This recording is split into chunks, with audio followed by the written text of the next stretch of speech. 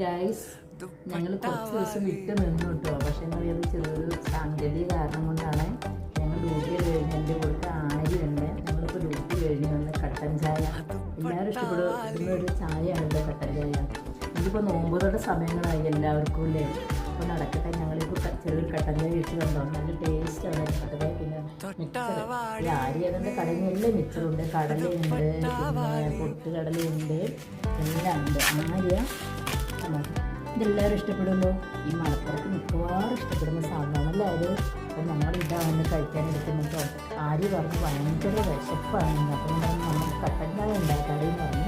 നമ്മൾ കട്ടൻ ചായ ഉണ്ടാക്കി നല്ല ടേസ്റ്റ്. കട്ടൻ ചായ പറഞ്ഞു എന്താ ഒരു ചെറു മധുരം, ചെറുതായി മധുരം, വല്ലാതെ കടുപ്പത്തിൽ ഉണ്ടാക്കരുത്. നമ്മൾ പാകത്തിനുള്ള ചായപ്പൊടിയിട്ട് കണ്ടാൽ ഈ കലത്തിലാണ് ഞങ്ങൾ കലം, ഈ കലത്തിലാണ് ഞങ്ങൾ ഉണ്ടാക്കിയത്. അരിക്ക് വേണം അത് ഞാനുണ്ടാക്കി. അത് ഒത്തിരി വിഷമം, ഒത്തിരി 2 ഗ്ലാസ് വേണം. കുഴപ്പമിട്ട് പറഞ്ഞാൽ അരിക്ക് 2 ഗ്ലാസ്, ഈ ഒരു ഗ്ലാസ് മാത്രമേ കൊടുക്കാവൂ.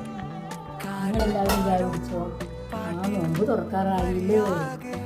എനിക്ക് ഇത്രയും അറിയാൻ പോകുമ്പോൾ നോമ്പെന്ന് 5 ഇല്ലായിരുന്നു. അപ്പുറത്ത് ഏറ്റവും വലിയ വിശേഷമാണ് നമ്മളെല്ലാവരും ഉണ്ട്. പക്ഷേ ഏറ്റവും വലിയ വിശേഷങ്ങളായിരുന്നു. പക്ഷെ ഇനി നമുക്ക് ഇതെല്ലാവരും കഴിക്കുന്നതാണ്.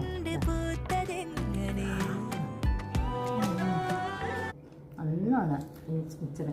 ആദ്യം ഇത് എവിടുന്നു ആദ്യം ഇവിടെ ചോറ്റാനിക്ക്. Okay, by.